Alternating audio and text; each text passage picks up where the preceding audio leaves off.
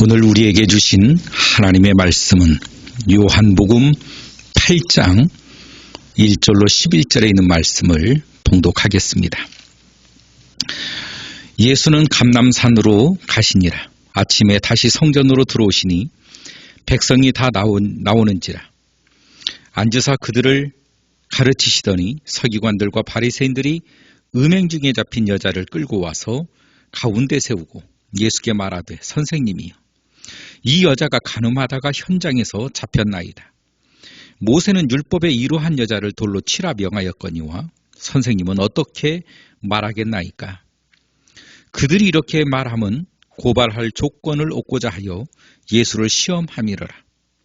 예수께서 몸을 굽히사 손가락으로 땅에 쓰시니 그들이 묻기를 맞이하니하는지라.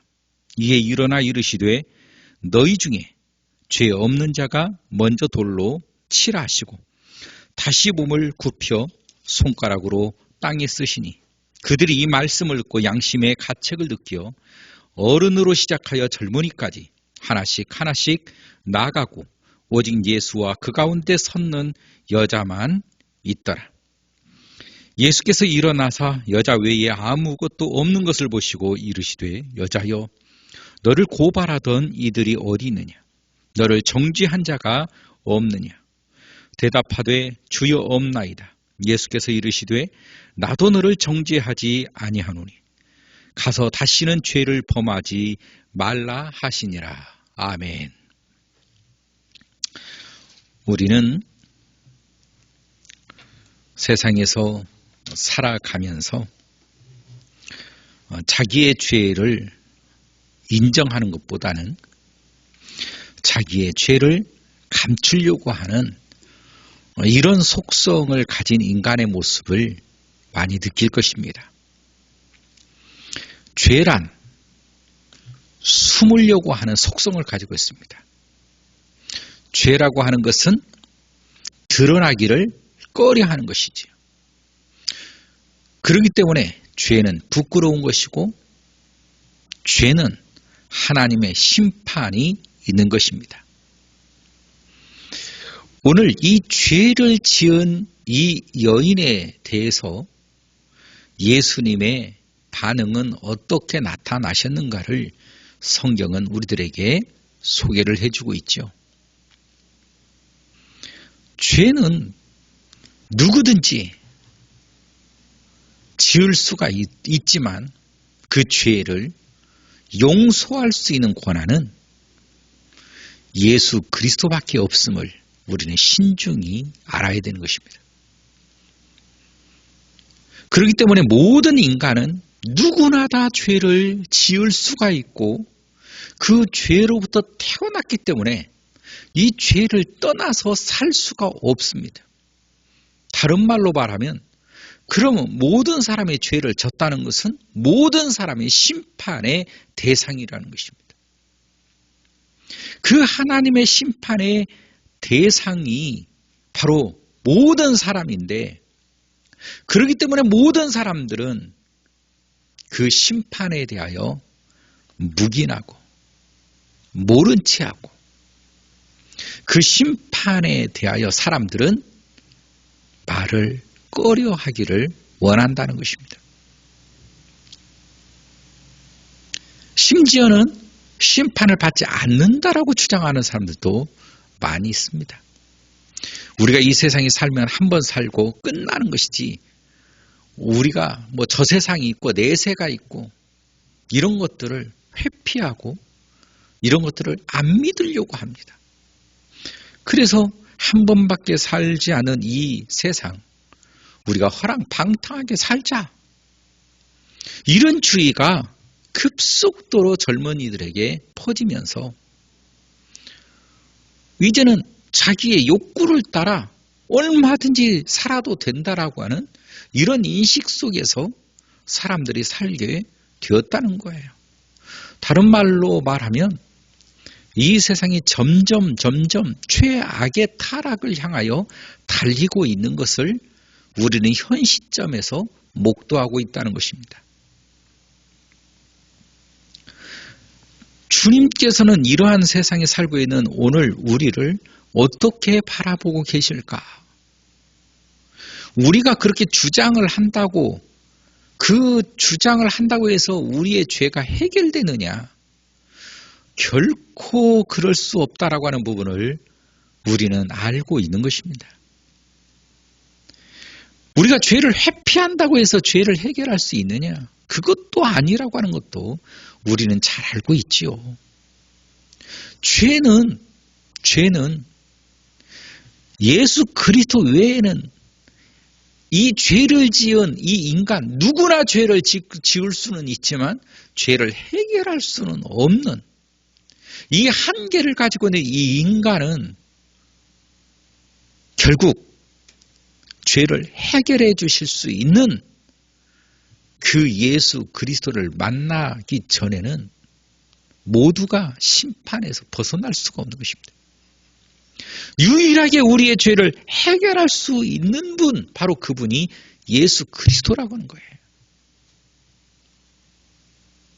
죄의 해결은 나의 의사와 나의 결정으로 이루어지는 것이 아니라 그 죄를 해결해 주실 그 예수님의 의사와 예수님의 결정으로 이루어진다라고 하는 사실도 알아야 됩니다.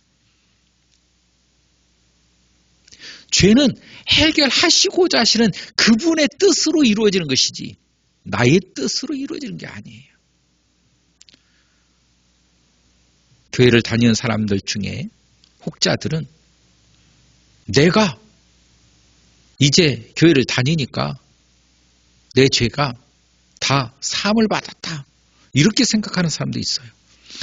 나의 생각과 나의 결단과 나의 의지가 있다고 해서 죄가 해결되는 게 아니라 그 죄를 해결하실 분은 예수님이시고 그 죄의 해결은 예수님의 의지와 예수님의 뜻으로 이루어진다는 거예요.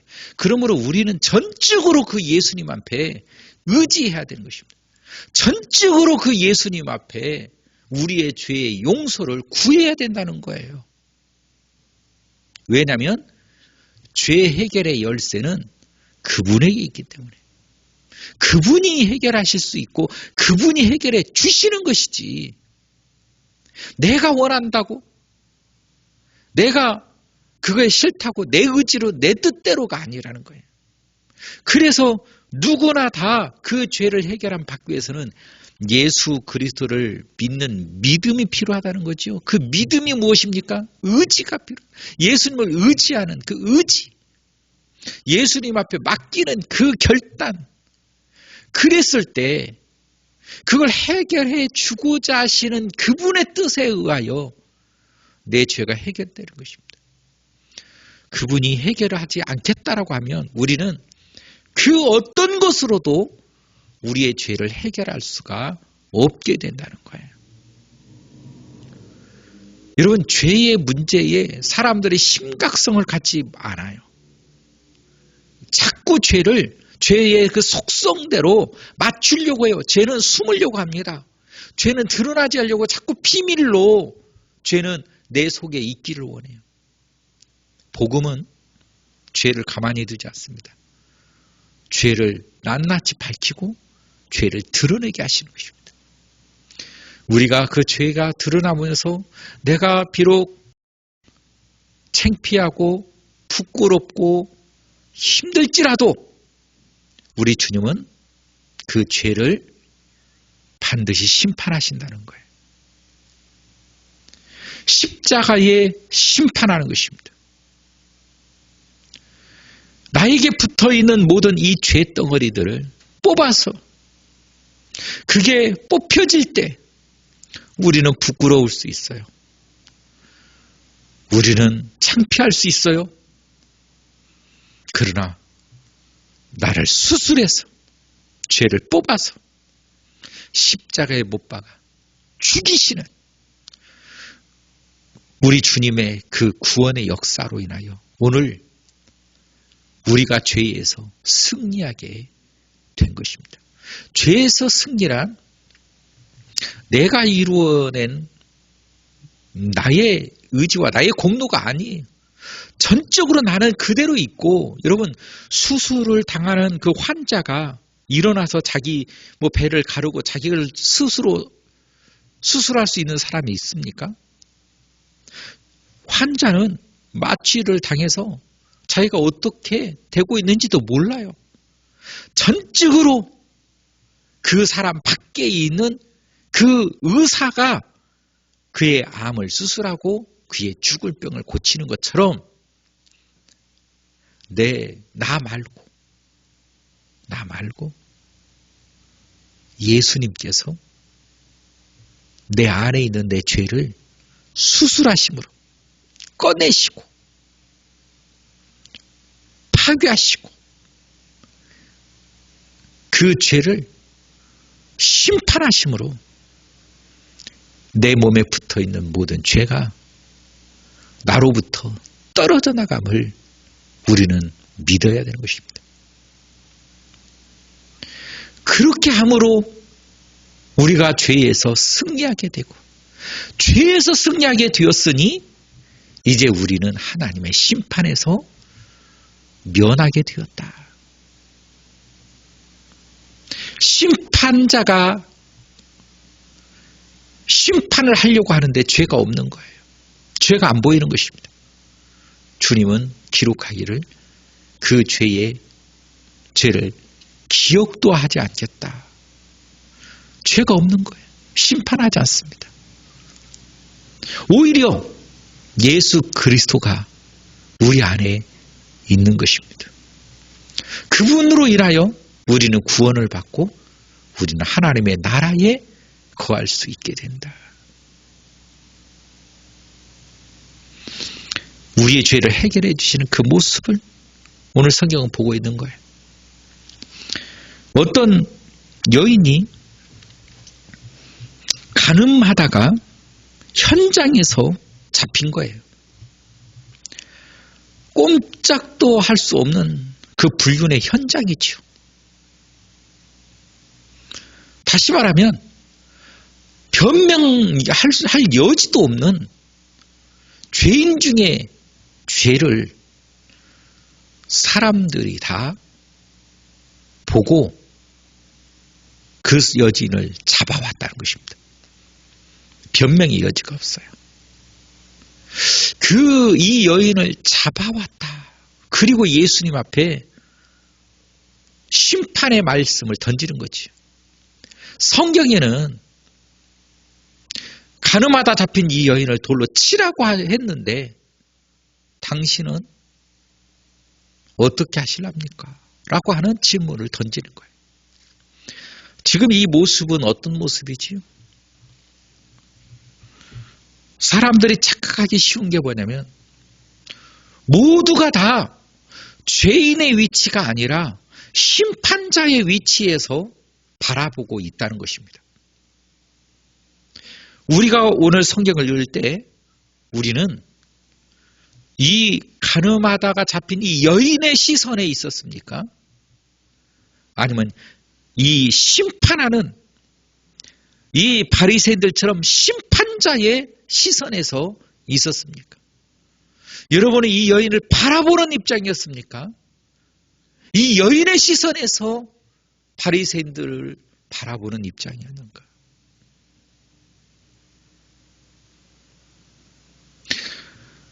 이 사람들은 죄로 오염이 돼서 모든 사람이 심판자의 역할을 하려고 해요.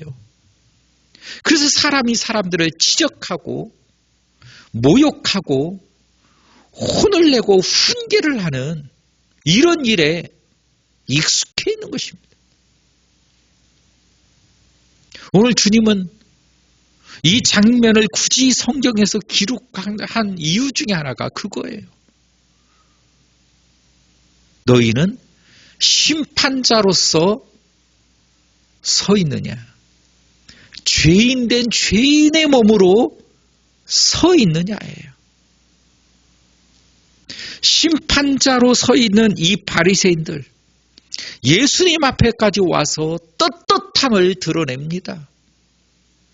그리고 말씀을 갖다 드러내는 거예요. 그 말은 무슨 말을 보여주고 있습니까? 전혀 자기의 죄에 대한 의식이 없음을 나타내고 있는 현장이었다라고 하는 것입니다.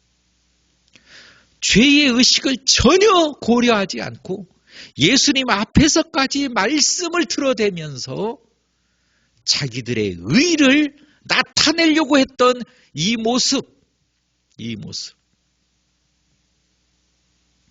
그 모습이 오늘 우리와 어떻게 다른가? 여러분, 다를 거 없지요. 우리도 세상에 살아가면서 우리의 시선으로 바라볼 때, 또 내 판단과 내 가치관으로 바라볼 때 저 사람은 이게 잘못됐고 저 사람은 저게 잘못됐어. 타인을 심판하는 심판자로서의 모습은 얼마든지 우리가 갖추고 있는데, 내가 스스로 하나님 앞에서 죄인이라고 하는 인식과 이 죄의 해결을 위한 우리의 발버둥은 찾기가 어렵다라고 하는 것입니다.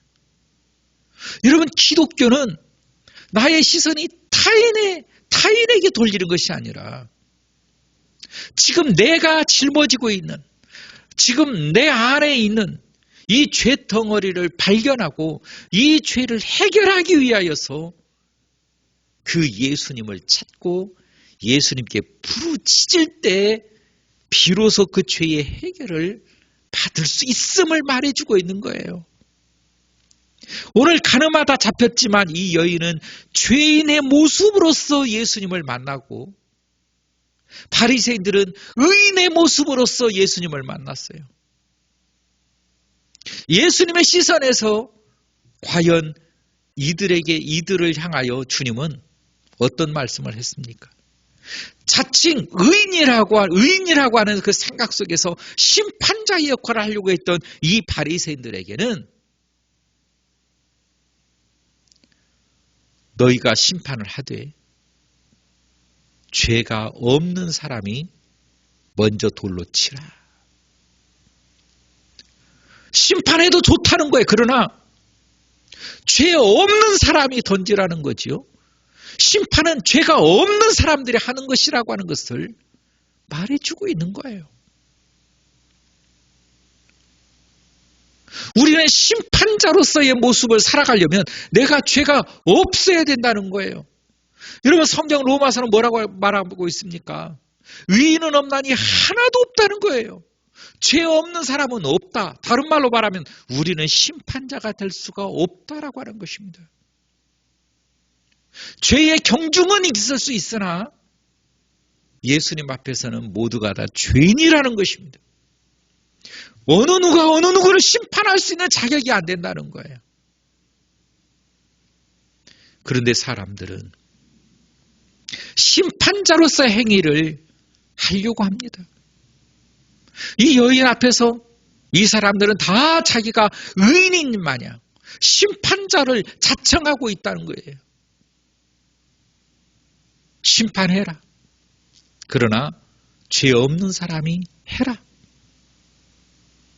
그 말씀을 들을 때 죄로부터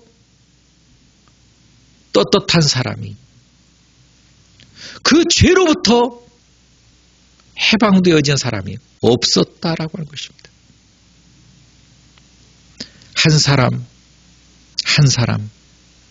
한 사람씩 그 자리를 고민하며 떠났다라고 하는 거예요. 심지어는 그 여인 외에는 아무도 남지 않고 다 그 자리를 떠나갔다는 것입니다. 그 말은 무슨 말입니까? 그 예수님의 말씀에 저들의 심장이 찔림을 받고 돌아갔다는 것 아니겠습니까? 여러분, 돌아간다고 해서 해결될 문제입니까? 죄가? 그 예수님 앞에 무릎을 꿇어야 되는 것이에요. 자리를 피한다고 될 일이 아니라는 것이에요. 그러면 오늘 이 상황 속에서 누가 더 복받은 사람입니까? 그 자리를 떠나간 이 사람들, 예수님의 말씀에 찔림을 받고 자리를 떠나간 이들이 복받은 것입니까? 이 현장, 죄를 짓고 있는 현장에서 잡혀와 예수님을 만난 이 여인, 죄인으로서 예수님을 만난 이 여인이 더 복받은 사람입니까? 이 여인에게 정말 이 여인 개인으로서는 죄를 지었어요. 그 죄의 현장에서 잡혔어요. 그러나 이 여인은 예수님을 만났다는 것이 어떤 모습으로? 죄인의 모습으로. 이게 중요한 것입니다. 이게 중요한 거예요. 핵심은 여기 있는 거예요. 죄인의 모습으로 여러분 예수님을 만나십니까? 의인의 모습으로 예수님을 만나십니까? 오늘을 하루를 살아가는데 죄인의 모습으로 살아갑니까? 의인의 모습으로 살아갑니까? 여러분, 우리는 세상을 살아갈 때, 또 예수님을 만날 때 죄인의 모습으로 서야 된다라고 하는 것을 말해주고 있습니다. 그래야 해결함을 받을 수 있죠. 여러분, 건강한 자에는 의원이 쓸데없다고 그랬어요. 병든 자에게라야 의원이 필요하다고 그랬습니다. 여러분, 죄인에게 예수님이 필요하고 죄인에게 오신 거예요. 그런데 그 죄를 인식하지 못하면 해결할 수가 없어요. 주님, 제가 죄인입니다. 저를 불쌍히 여겨 주시옵소서. 이게 겸손하지겠습니까? 여러분, 우리는 주님 앞에서 겸손해야 되는 거예요. 무릎을 꿇어야 되는 것입니다. 머리를 조아려야 돼요. 주님을 의지해야 되고 주님께 부르짖어야 돼요. 우리는 그런 존재입니다. 왜냐하면 구원은 전적으로 그 주님의 의지에 달려있기 때문에. 우리는 구원의 선택이 없어요. 구원의 선택은 오직 그분께만 있는 거예요. 그러므로 그분의 은총을 입히기를 위하여 기도해야 되는 것입니다. 주님, 저를 붙잡아 주옵소서. 저에게 은총을 내려 주시옵소서. 저는 죄인입니다. 저는 죄인이로소이다. 주님, 저를 불쌍히 여겨 주옵소서. 오늘 이 여인처럼 누구나 다 알고 있는 죄를 지었고 누구나 다 아는 그 이 죄 속에서 끌려와 주님 앞에 무릎을 꿇고 있단 말이죠.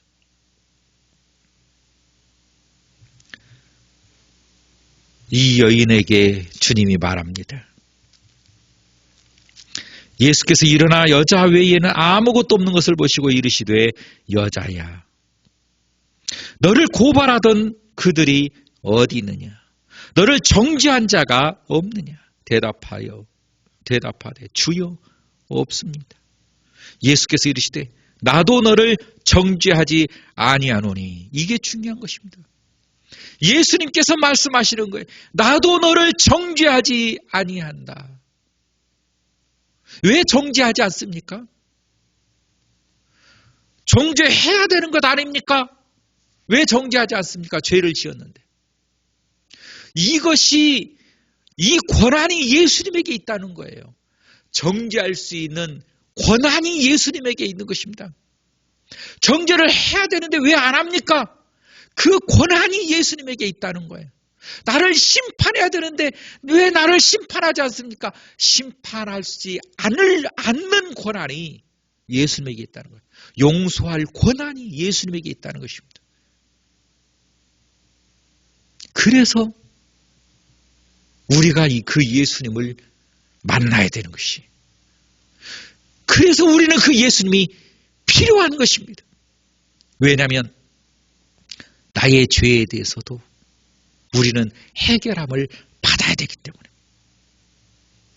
내 인생에 있어서도 그 예수님께서 축복해 주셔야 되기 때문에,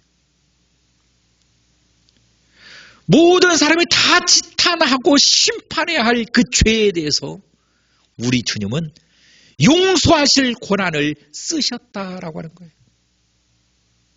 나를 위하여 예수님에게 그 십자가로 얻은 그 죄의 씻을 그 권한을 나에게 베푸셨다라고 하는 거예요. 십자가의 죽음으로 얻어낸 그 능력을 아무나 용서하지 않은 것입니다. 그래서 우리는 은혜를 입었다라고 말하는 거예요. 예수님에게 은혜를 입은 사람들입니다. 너를 정죄하지 아니하노니 가서 다시는 죄를 범하지 말라 하시니라. 예수님이 용서했다는 것입니다. 이게 중요한 것입니다. 여러분, 우리의 모든 죄도 우리 주님께서 용서하셨습니다.